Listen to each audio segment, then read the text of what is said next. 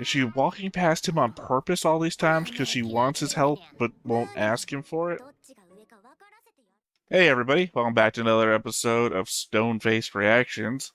I'm Theta, and we are doing Mushoku Tensei.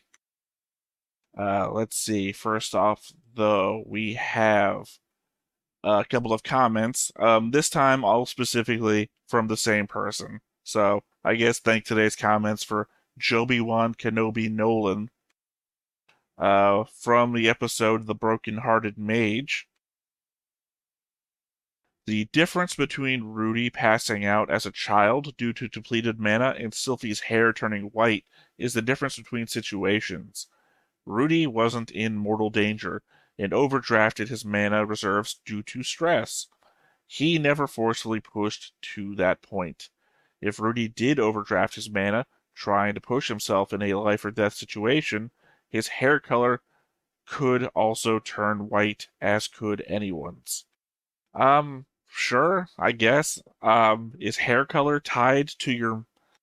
Did we call them something? Sorry, I've watched so much anime where mana is tied to, like, what do you call them? Like, not mana veins. Basically, your mana goes through your body in a certain sort of, like, way, and they, like, cover it like it's a medical thing in these kind of shows where... Anyway, I hope I'm understood what I'm saying here, even though I can't get the thought out fully. Um, to that point, do your hair follicles travel through that system? Like, would your hair, your fingernails, your teeth, would they all be attached to this mana system? Could you use your mana so much that your fingernails turn black? Like, why does your hair color change? Because your hair is just dead, sorry, I can't think of the word. It's just dead elements of your body. Same as your fingernails. Sorry, I'm about to sneeze. Bless me. Apologize. Yeah, they're just dead parts of your body. So literally, why do the dead parts of your body change color? I mean, to be fair, why do they have color to begin with? Pigmentation, right? I don't know. I don't know enough about actual biology to know enough about how fictional biology should work. It just doesn't make a lot of sense to me. That feels like it should be a on purpose thing. Your hair color should change on purpose through magic, not as a result of having too little. Because wouldn't that imply that anybody who can't do any magic should have closer to white hair color? Like old men who go gray as they get older, they only go gray because they got too little magic, right? The more magic you have, the longer your hair color stays, whatever color it is. I don't know.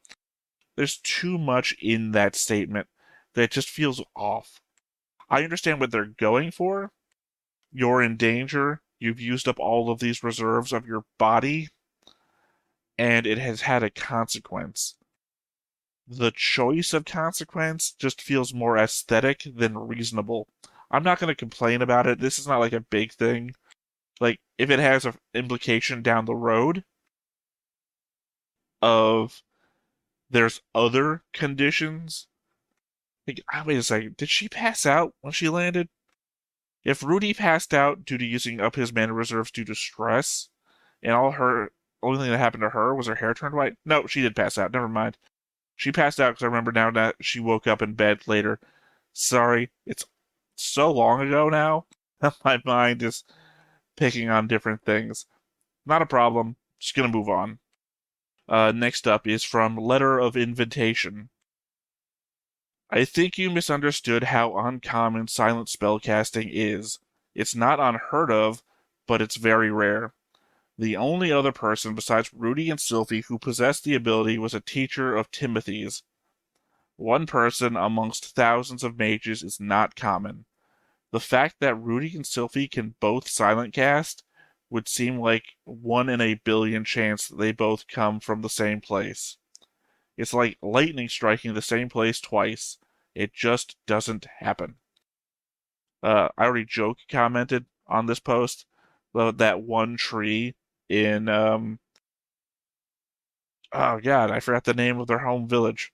Anyway, the one tree where they did all the testing at with him and Roxy and then him and Sylphie, that got hit multiple times by lightning already. That is a literal example of lightning striking the same place twice. Also, I guess this is either my memory or your comment as a spoiler. I don't know who Timothy is. It doesn't ring a bell to me. And I've got a board with all of the names on it. So I don't know who we're talking about here. It is indicated in the show, though, that people are not like spooked or very surprised by the element of the people. There are people out there who can do incantationless magic, and some people have given examples, right? Not like named examples. They've just said, "Oh, I've heard of this," or someone over there did that sort of thing before. So it's not indicated to me that it is a 1 in 1,000. Also, I don't know what the population of the world is, right? This feels like one of those generic fantasy setting situations where we're like 1,000 years ago or 2,000 years ago, where the population of the Earth was still approaching a billion people. Like there was a billion people in the world. Um, I say relatively not that long ago in human history, not that long ago. And whereas we're like 8 to 9 times that now. So I don't know what the general statistics are for how many people live where, how many people are in existence right now. To know that 1 in 1,000 isn't like 1 in 1,000 right now, it's not that uncommon.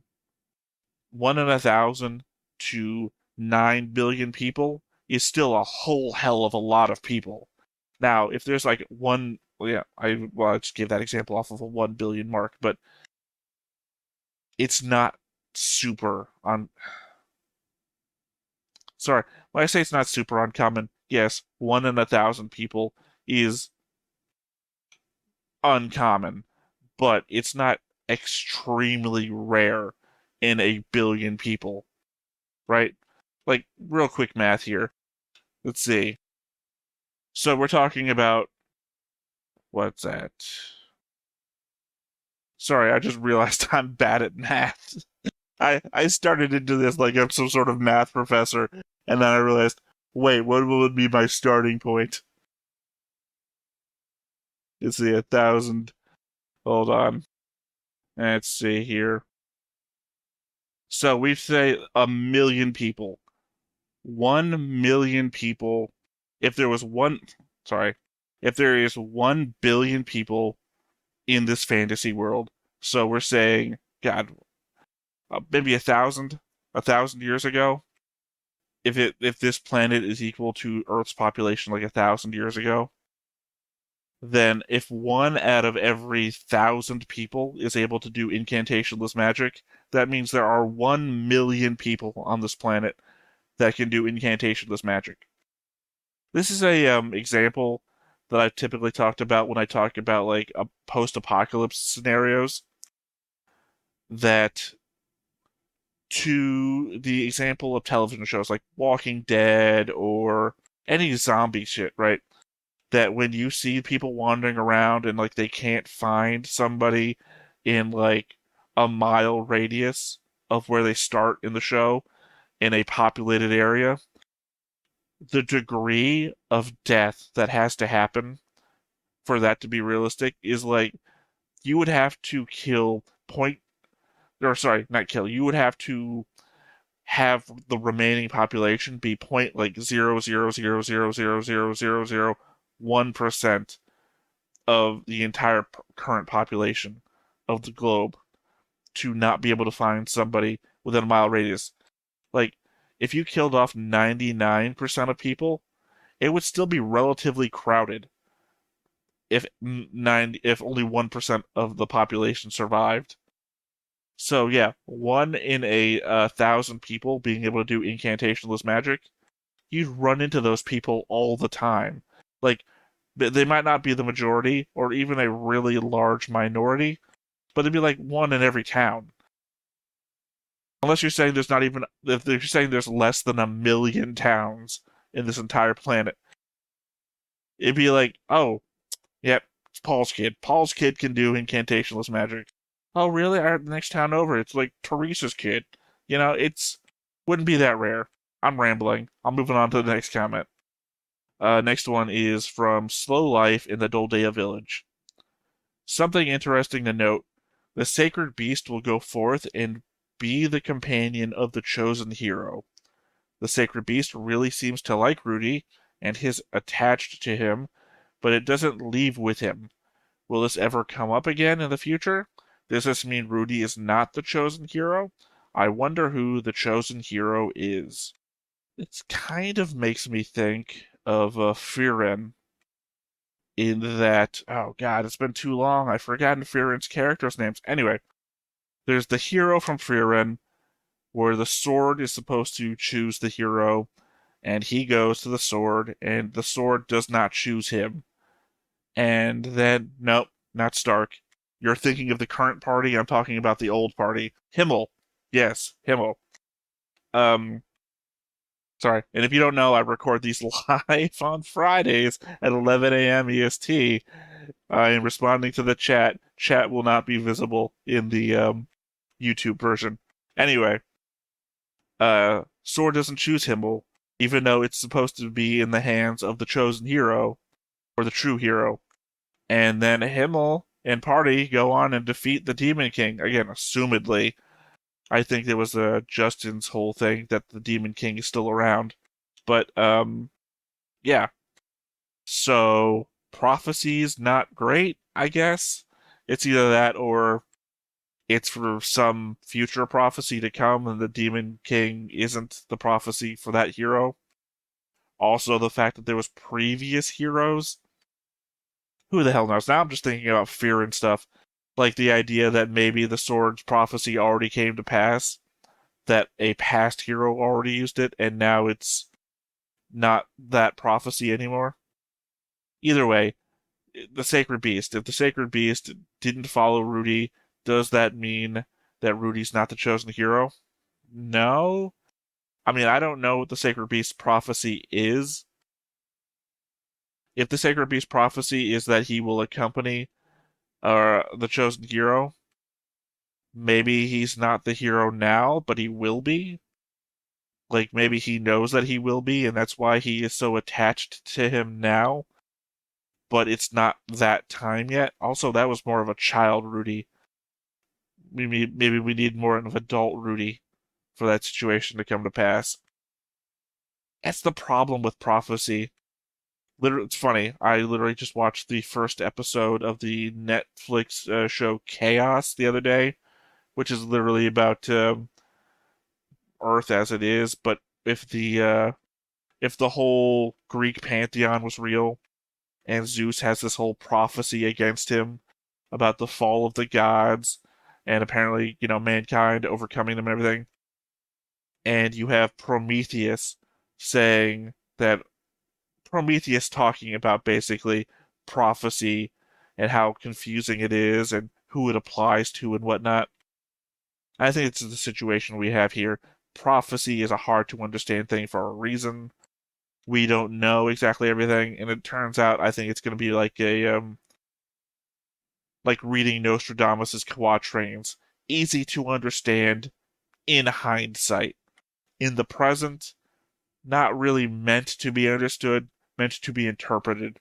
We can only interpret philosophy, not philosophy. I guess we can only interpret philosophy as well. We can only interpret prophecy, but when it comes to understanding it, we can only understand it after the fact, or I guess as it's happening. But again, that's a time thing. All right. Before we get into my notes, let's go ahead and just bring up the board. Hopefully this is looking at it. Yeah, there we go. That's the normal board. I haven't done much editing too. The only thing I could really think of to do after the last episode, we got the family board here, was to I don't remember if I talked about this last episode or not. I may have talked about it during a different show. In fact, the idea of doing a divinity board, or which is to say, the gods of the show and who they affect. And then I realized I don't really remember. I think I did a pretty good job of voicing it out wherever I was talking about it, but now I can't quite remember those connections I was trying to place. So I guess if you're out there and you remember them better than I do, help me out here. Obviously, Human God only really traffics with Rudy at the moment. But the only other god I can remember being brought up was Laplace. And of course, Laplace fucked with Rudyard, so we have that connection there. He favors Orsted. I'm not quite sure of that connection there. He seems to power Orsted in some way. And my recollection is that Pergius defeats him. So technically, this should be an X. I guess I. Hold on. Let's just handle this real quick. Yeah, it's my understanding that Laplace is defeated. I don't know if that means dead, but so I'm just going to X him out for now. If I'm wrong later, or if I turn out to be wrong later, I'll correct that later. Um, but yeah, Pergius, as I understand it, defeated Laplace. Pergius has Almaphani as a follower. Orsted is powered by Laplace.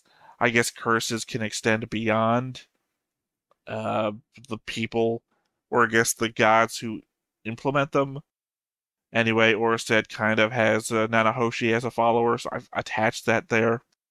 And Rudyard, as I just said, got fucked over by Laplace and the curse, so I've attached that there. If Laplace has touched other characters, I'm not exactly certain. I wanted to add um, Bargati and Krishna to the board, but I'm not certain who they attach to. I'm pretty sure we know that there's a demon god because I think Rudy learned demon language, and that, and we, well, I think we know there's a demon god because we learned the rankings of the gods. So technically, sorry, if I thought this out better at the time, I could have done this. I should have gone back and re-listened to the episode that talked about the rankings of the gods in strength, so then I could have just laid them across the board in that manner, and then I could have tied the characters influenced by them or in contact with them that way. Sorry, this is just a note for the future now. I will do this next time. So yeah, we'll have the listing. We'll just do what we did with Laplace, and that we've never seen Laplace, so it'll just like be a gray square or something. Because now I'm also thinking of Millis, right? Cliff is a follower of Millis or the Church of Millis. Who does that church follow? If there's a pope, who does that pope worship to, answer to, represent? These are questions I'm not certain on. And the fact that the Church of Millis or Millis themselves, like, sorry, cannot remember now if Cliff follows Millis or the Church of Millis. Um, who they interact with on a god level, or if they're, again, like the Greek situation where they have a number of gods with a number of different situations happening. This is why I like the show from a world building aspect, is that I'm left with these questions and I'm not exactly certain, but I have enough mental investment as to have the question still. I'm not like in a anything could happen scenario. I'm in a, well, what does this mean if this, right? So I appreciate it from that sort of point of view. So yeah, that's all I've really done here. I know I haven't done a lot if you look here at the board, but I think if I go back to that episode, get the ranking, I can start doing a little bit more stuff. So keep an eye out for that next time. Otherwise, I do have some notes here.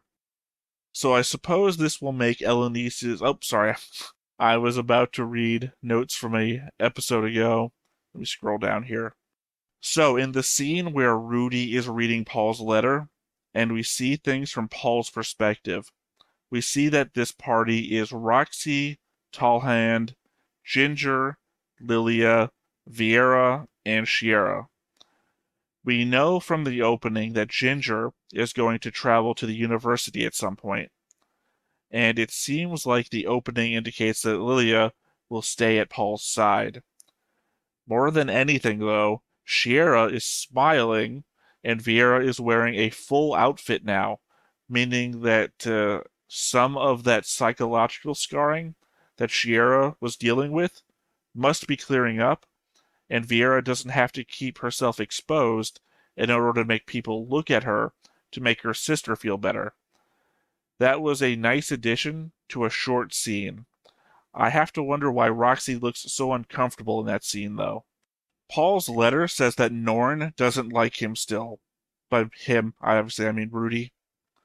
In English dub, he says the word hate.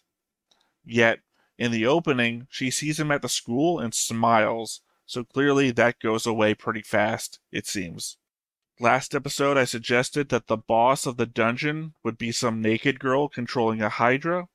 I failed to notice last time that the silhouette of Zenith spins into being exactly where the naked girl was at. So I have to wonder if Zenith is being controlled or something.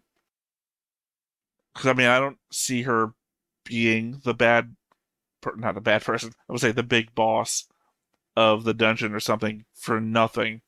I guess everything I talk about during my reactions when it comes to Nova and the Letty Debonair connection, but here. So, yeah. The girl I mentioned in the opening last episode sitting on a bed, barely visible, seems to be Norn, clutching at her legs with her head held against her knees. Then, about 2 shots later, is the hand stroking the gauntlet. I notice now that that looks like Paul's gauntlet that he's wearing in the rest of the opening and in the pre-opening segment of the episode. What confuses me is that there does appear to be an arm in it at the edge of the screen. Like it is like this. Sorry, I don't. Get too much. Not enough room here. It is like this, but that part of the arm is just on the edge of the screen, coming in from a downward angle, kind of like I was showing. The lack of a thumb in the shot has to mean that it's his left arm. Well, with both of those things in mind, the only position I can imagine Paul being in the outside of the shot is laying face down with his arm across this person's lap. I suppose he could be laying face up, and this could be his right arm with his thumb awkwardly against his palm, but that just seems unlikely. There are some dark spots on this person's lap that seem darker than the shadow of the arm as well, making me think possibly blood. Is Paul gonna die this season? I don't know if Paul dies in the manga or anything, but why would you be laying face down with your arm in someone's lap with possible stains on them? Unless you were dead and this person is stroking your dead arm. Like if we're panning up to a crying Zenith.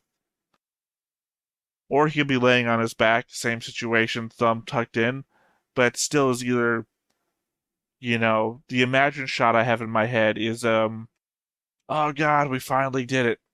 Or Paul's dying. I don't. It's either of those two things. I hope Paul's not dying, was I guess my point. So can Rudy not cast incantationless healing spells because he's still afraid of what other people think of him? They say that the reason he might not be able to do it is that he can't feel what other people are feeling. That kind of feels like it might be some sort of self-imposed mental block.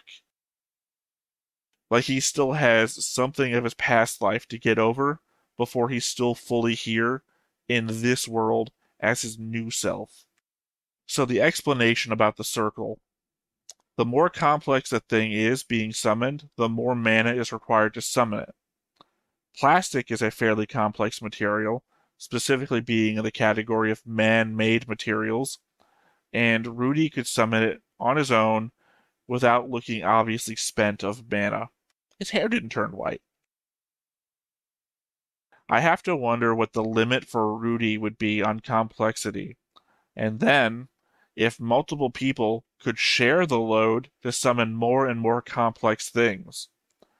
It makes me wonder then if there might be a group of people out there responsible for summoning our Japanese characters into this world. That, or a select exceptional few that built up the mana over time, like that ball we saw before the catastrophe, might have been just some sort of collection device to be used for summoning once it was full enough. Maybe Saros was part of it, thus his being unconcerned. Like, I'm not concerned about his execution as being part of it, but the fact that he saw it and wasn't too concerned about what it was, making me think that maybe he was part of some sort of mana collection thing, or hell, maybe he was there collecting mana from everybody in the region, and that's why it was building up. So maybe one person did it. Maybe one person created a device that was collecting mana for this purpose. And again, maybe Saros knew about. I don't know. This is so wispy in my head at the moment that I can't really place it to a thing. Literally the opposite of what I said moments ago about the world not being like an anything could happen is that it's built up to a point that I'm now introduced to this concept and I can't yet place it definitively on who might be doing what. Zenoba really does feel like family these days. I've been tempted to add Julie to the family tree board under him as well. It feels like he treats her as his kid more than some servant. Plus, the way that she uses master might as well be the same as dad, in which case she's calling Zenoba dad and Rudy grandpa. And last thought here.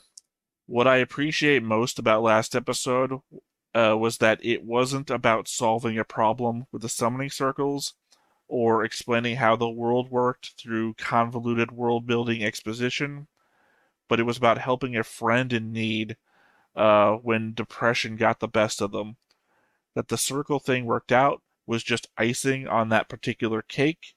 If it hadn't, I have no doubt that they would have continued watching over her for the next few episodes regardless, as her well-being was the real point of the whole encounter.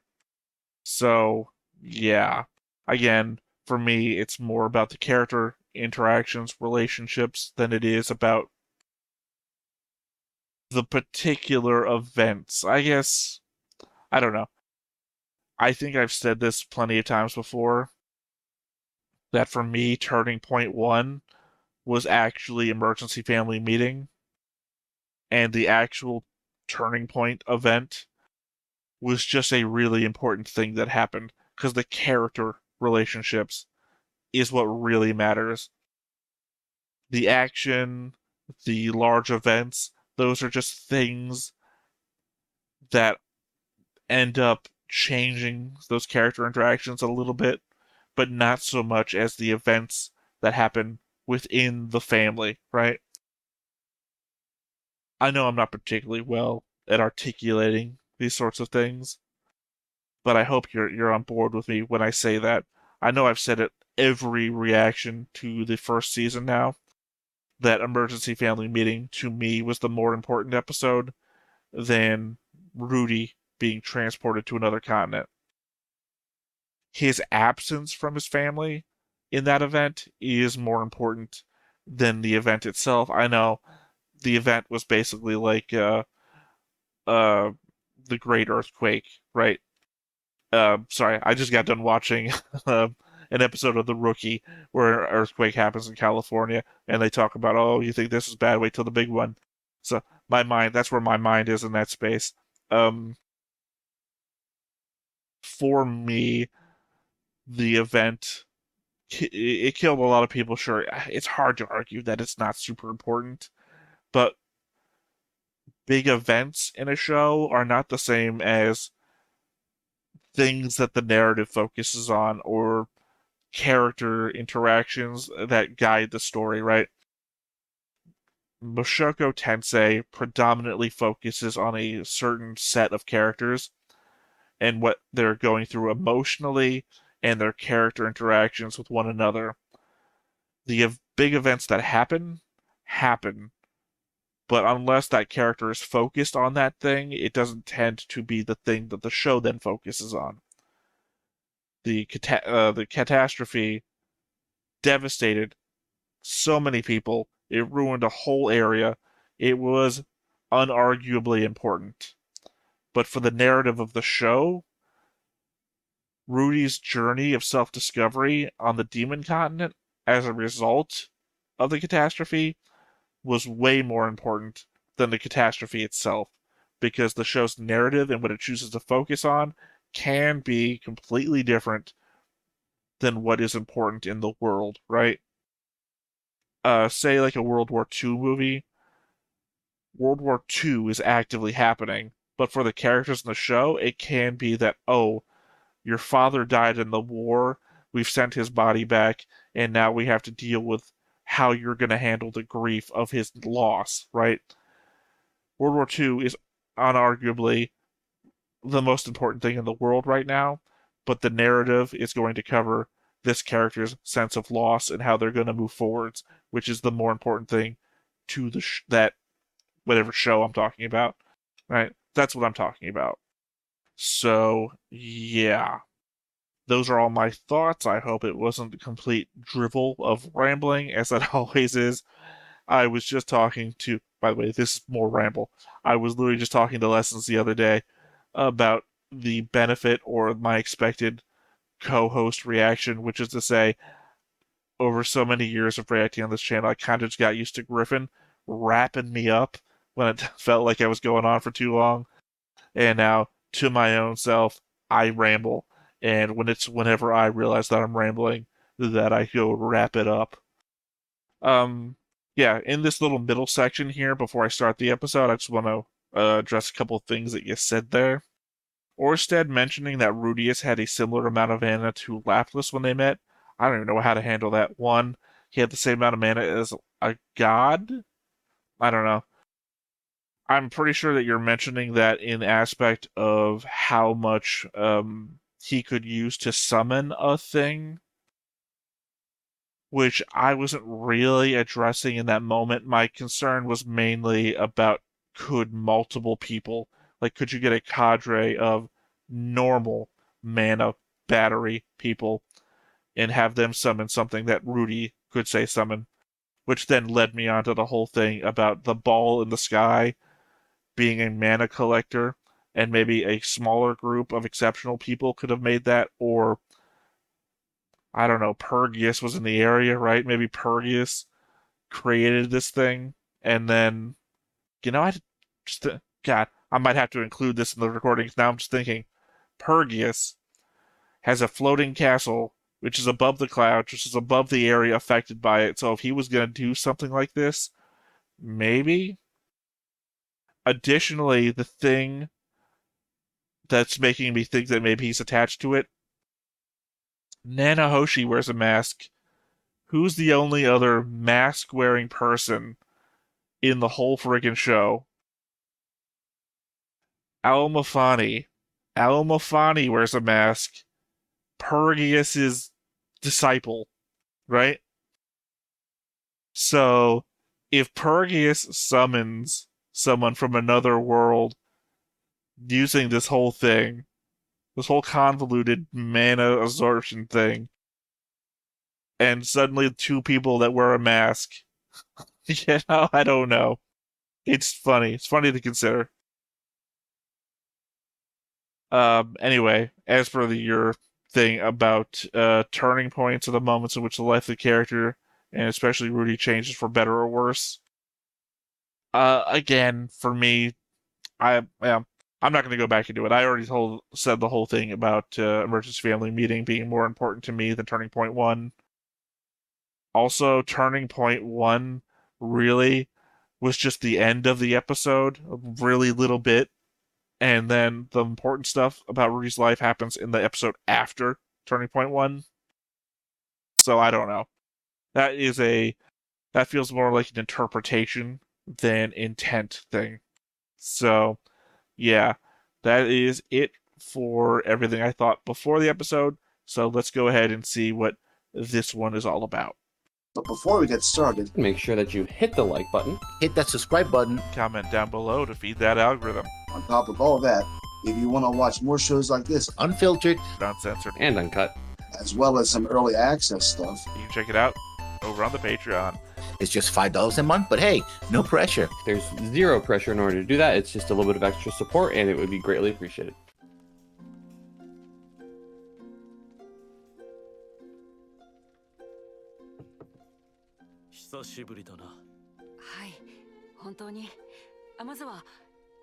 Long enough that Rudy seems to have gone through puberty. パウロの手紙に書いてあった護衛はルイジェルドだったか。確かにこれほど頼りになる男はいないな。ルイジェルドさんはあれからどこにいたんですか？2年ほど南部の密林地帯にいた。その後はイーストポートに向かい、そこでお前の父親と出会った。娘をお前のところへ向かわせると言っていたから、ジンジャーと俺が護衛に申し出た。There was Ginger. ああ、王子のところに戻ると言っていたな。そうだったんですね。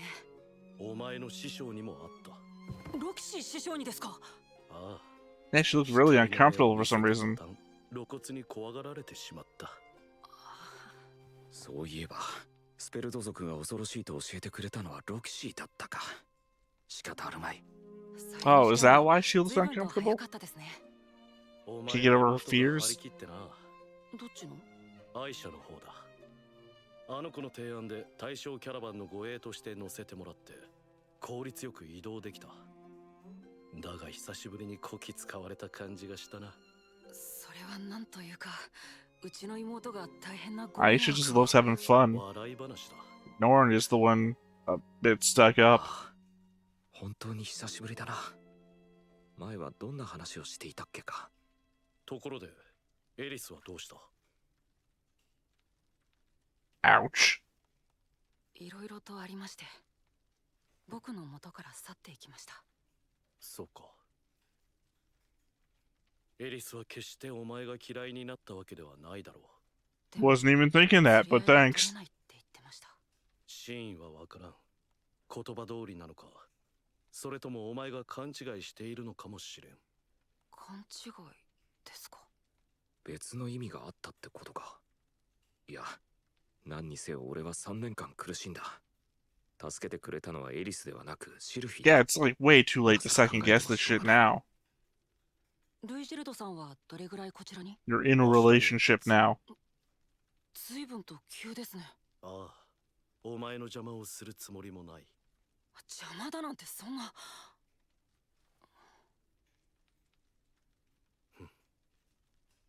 ルーデウス。そんな顔をするな。また戻ってくる。それにエリスは決して言葉のうまい方ではなかった。何か理由があるのかもしれん。もし会う機会があったら落ち着いて話をしてみろ。I mean, it's gonna be super awkward. 奴の言い分も聞いておこう。お願いします。I mean, you're married now anyway. Or will be married. Either way, I like the idea that they could reconcile, but I certainly don't want him, like, going back over the past and being like, well, I could have been with her. Like, I don't want him second-guessing his relationship with Sophie about what might have been. That's very upsetting of a thought. Only because I've said before that I don't want this show to become a harem, right? I think I said this before with an allusion towards Paul. The fact that Paul has Lilia and Zenith. That the last thing I want is for Rudy to have multiple wives. I want Rudy to be a monogamous character who settles down despite the loves that he's had growing up in his life. Don't be Paul, I guess is what I'm saying. Is Paul a bad character? No, but Paul is flawed in his own way, and you don't need Rudy emulating his father's flaws, if that makes sense. Rudy has his own flaws and his own weird motif to settle his way through.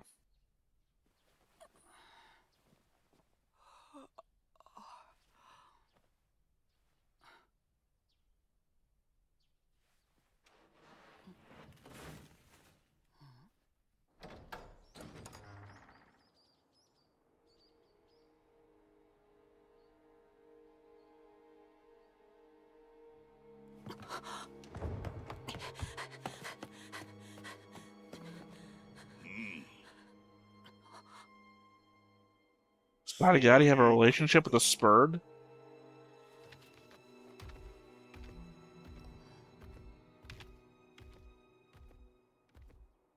ルイジルドさん、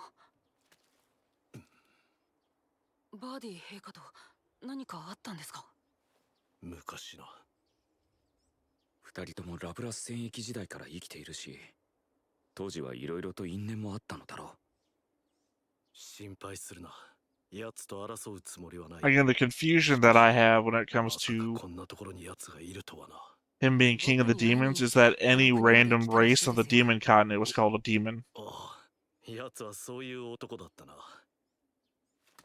では、俺はそろそろ行く。ルイジルドさん、うん、朝食食べていってください。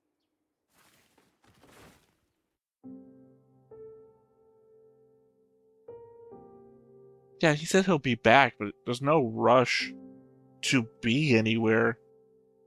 Also, traveling time has got to be a whole thing. では、元気でな。ルイジルドさんもお元気で。妹たちのことも本当にありがとうございました。ルイジェルドさん、お世話になりました。アイシャ、あまりルーデウスに無茶を言うんじゃないぞ。はい、わかってます。Is this what Rudyard does now? ルイジェルド Takes two kids on a journey, gives them advice before he leaves, and then moves on to the next two kids. 安心しろ。また会える。私も一緒に行きたいです。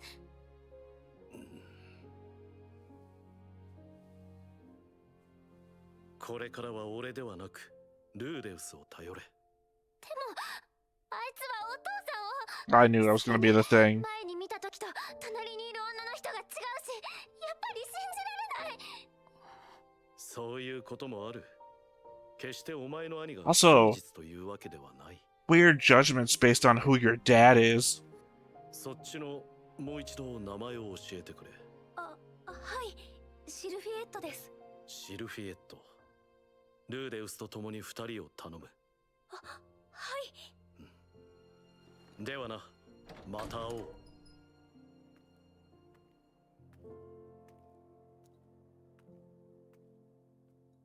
My Rudyard. Maybe someday you'll meet Ghislaine. さて、 I ship 少 him. し遅れましたが、まずは長旅お疲れ様でした。はい、お兄様もご健勝なようで。まあなんだ、こうやって一緒に暮らすのは初めてみたいなもんだし、仲良くやろう。はい。でもシルフィーネと結婚してるなんてびっくりだよ。ねえ、ヌルネもそう思うよね。私シルフィーさんのこと。Also, apparently, we're also working hard for Eris. そうだ。お父さんからお兄ちゃんに会ったら渡すように言われていたものがあったんだ。はい、どうぞ。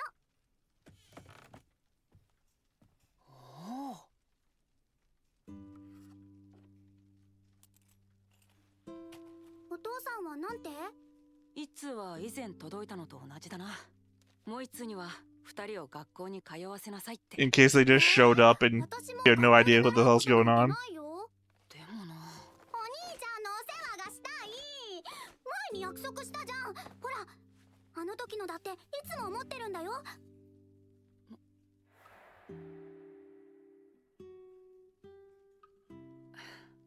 じゃあ、せめ And て Rougeard never commented on that? 見てくれ。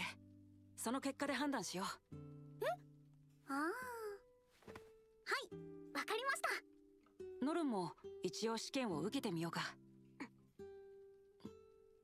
ノルンね、お兄ちゃんが話してるでしょ。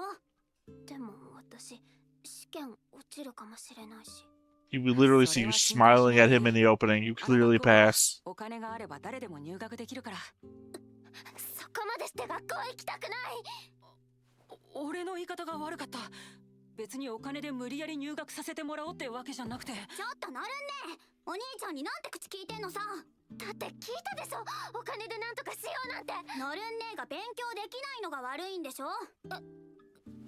受ければいいんでしょ。ノルン姉、まだ話終わってないよ。うるさい。 At least they're not pulling the typical dad left me in charge thing. 子供って嫌だよね。ねえ、お兄ちゃんもそう思うよね。アイシャ、何？ノルンに対して勉強できないとか見下すようなことを言うのはやめなさい。だってノルンね頑張ってないんだもん。お前から見ればそうかもしれないけど、ノルンはノルンなりに頑張ってるんだよ。I mean, I like expecting that they are doing their best, but again, sometimes people don't do their best. You have to encourage them. うちのメイドになりたいらしい。どう思う？家のことはちょっとおろそかになってるから、アイシャちゃんが手伝ってくれるって言うなら僕としては嬉しいかな。とはいえ、シルフィー、俺たちは責任ある大人だ。Adult-ish. アイシャを学校に通わせ、可能性を示してやるのが仕事なのではないだろうか。アイシャちゃんは多分ルディが考えてるより優秀な子だよ。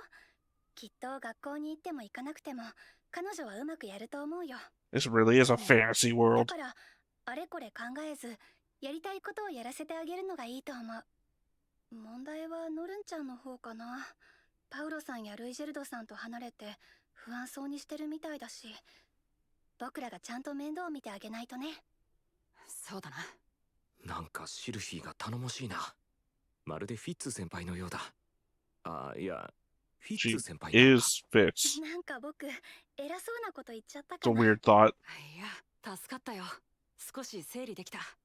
女の子のことはよくわからないので、またシルフィーに頼ることになりそうです。うん。困った時は助け合わないとね。夫婦だし。はい。I mean, again, it doesn't help that Norn hates you, according to Paul's own message. まさか満点と。これなら学校に通わなくてもいいよね。試験の結果で考えるってお兄ちゃん言ったもんね。わかった。仕事の方はシルフィーと相談して決めてくれ。まさかの家事手伝い。いや、妹メイドの誕生である。It still feels really weird. She's been groomed from a young age to be a maid. もっとも年齢的平均をやや下回るぐらいで悪くはないらしい。ノルンはどこの学科に入りたい？学科については俺も詳しくはないけど、結構面白い授業があるから何かやりたいことを探すのはどうだろう。例えば私寮で暮らしてみたい。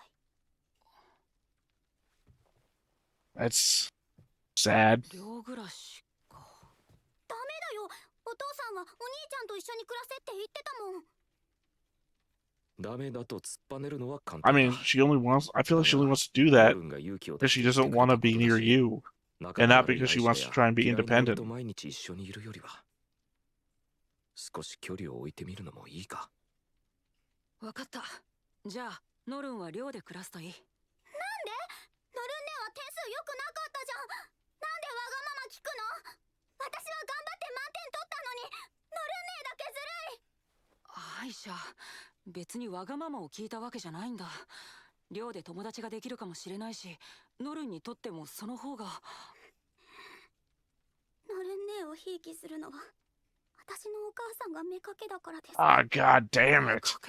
There are no winning answers in this life, are there? お母さんと、あとノルンのおばあちゃんです。私が半分お兄ちゃんと血がつながっていないから、ノルンをひいきするんですか？俺はリーリャさんを目かけだなんて思ってないし、お前とノルンは両方とも同じ妹だと思っている。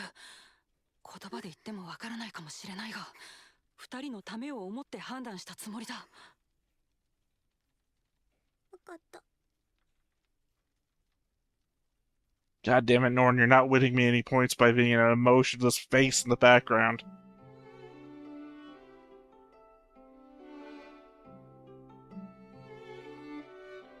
He said, I can't tell if Norn wants this only for independence or to get away from Rudy. ノルン、魔法大学に通う上で言っておかないといけないことがいくつかあります。寮には寮のルールがあるので従うこと、勉強を頑張ること、友達を大切にすること。これが守れないならこの家から通ってもらいます。はい。それと学校で困ったことがあったら俺かもしくはシルフィーに言いなさい。はい。あと起きた時と寝る前にきちんと歯を磨くように。はい。お風呂にも入るように。はい。宿題もやるように。はい。風邪をひかないように。I think you're forgetting you're just the older brother, not her dad. 最低でも10日に一度はこの家に顔を出しなさい。なんでですか？心配だから。わかりました。I mean, we know that she goes to Smile later, at least in the opening, so things have to work out at some point. ノル、次の授業楽しみだね。先生誰なんだろ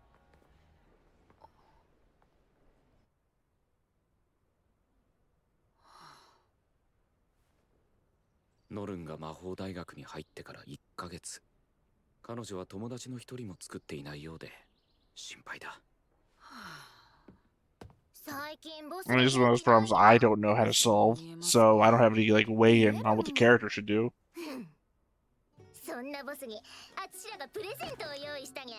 I'm guessing meat. 1ヶ月もかかったの。何ですかこれ。おっと、中を見るのは家に帰ってからね。誰にも見つからないところでこっそり開けるの。そう言われる Did と they 不安です。 carve a perv statue? ありがとうございます。いいってことにゃ。ボスの下にいるのも大変なの。 They know what he's about, but I don't know what's in their purview to have made. Yeah, not a statue ネ then. ズミとかじゃないよな。何をやっているんだ？あ、いえ、このカバンを開けずに中身を当てようかと。ちょっと生徒会室まで来てくれないか？わかりました。 Was it their underwear?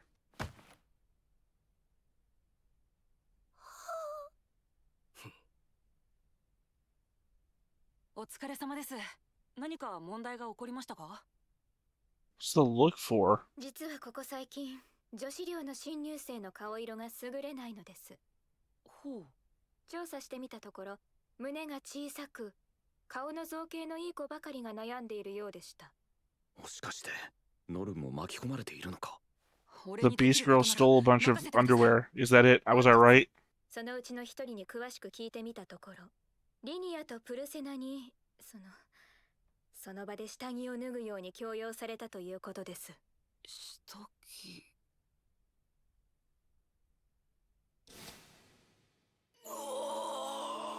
さらに情報を収集してみると、あの二人はこれでボスが喜ぶなどと話していたそうです。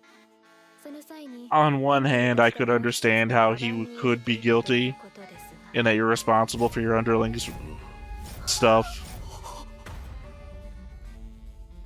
You didn't tell them to do it. ルーデウス様、失礼ですが、このカバンはリニアとプルセナより今朝方いただいたものです。中身は見てませんが、そういうことなら中は例のものでしょう。そうですか。一応確認ですが、あなたが命じてやらせていたことですか？いいえ、違います。ルーデウス様は無関係であると。無論です。シルフィーと結婚したばかりでどうしてそんな不満が出ましょう。 Because you only just got your libido back, I guess. It's not a good look, either way.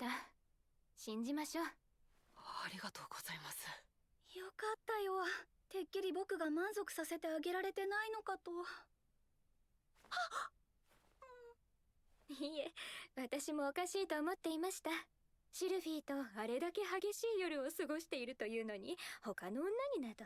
シルフィ、王女様に話しているんですか？違う、そんなこと話してないよ。いいえ、釜をかけてみただけです。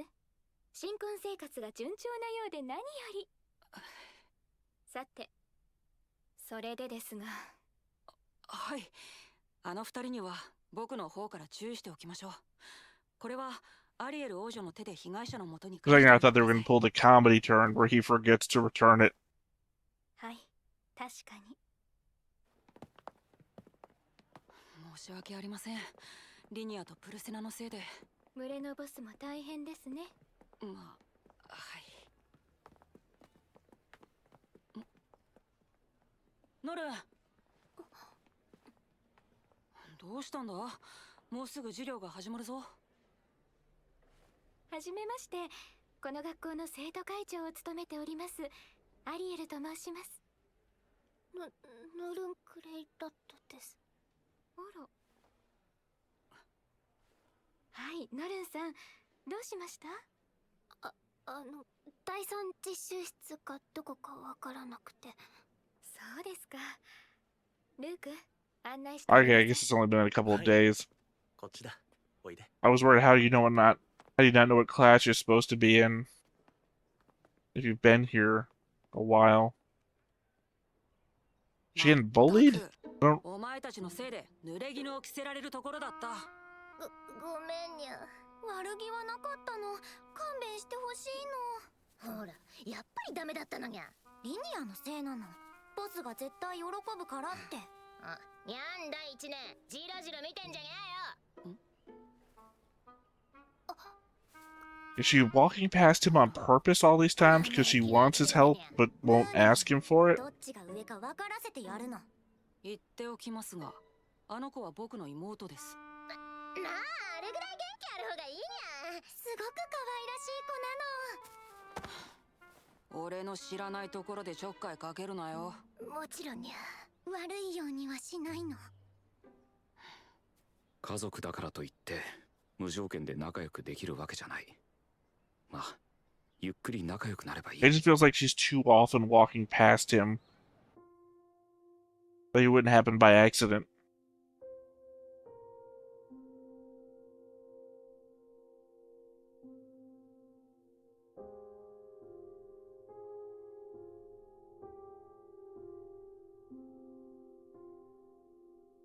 Oh, this is the scene from the opening. Oh, seriously? Huh. That went by pretty quick. I must have spent so much time talking during the pre-show discussion. Huh. Look, I did not do good in high school, middle school, anything. So I've got literal no way in here.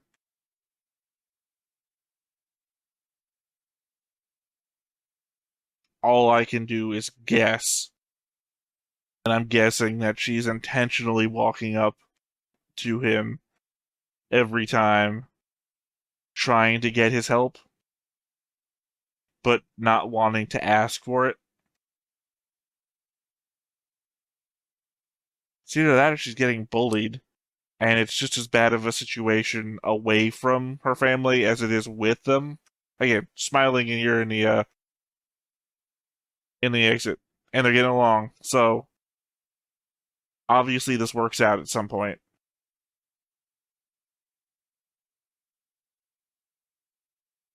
And the ghosts of the past behind them, only reinforcing my thought that Paul's gonna die.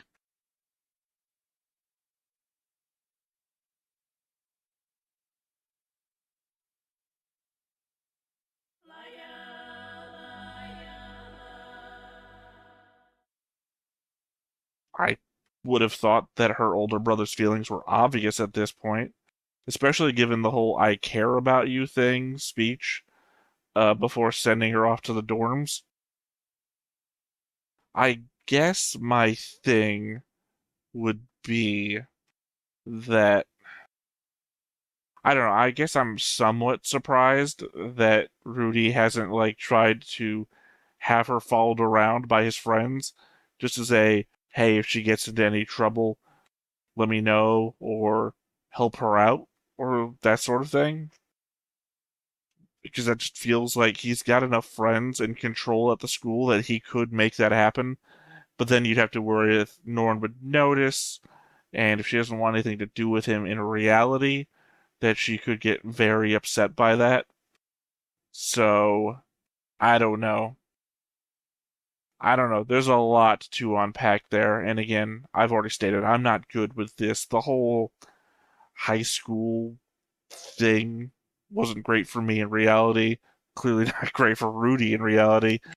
Um, I don't know how to parse Norn. I understand that Norn's dislike of Rudy essentially comes from when he beat the crap out of Paul and she had to step in to protect her dad. But the way that that's developed and carried, it doesn't feel like Paul did anything to assuage her of that thought process. So, yeah, I don't know. I think this is just one of those that I have to let carry on its own because I cannot think of what to do, what any way in I would have on the scenario, advice or suggestions on how they would carry it on. So, yeah, real short breakdown on this one on my end. So, I guess that's it for this episode.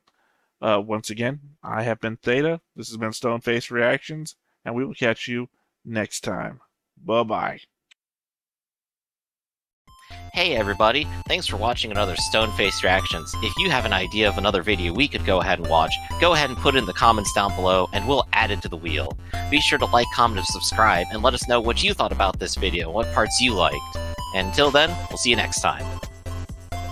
Is this too goofy?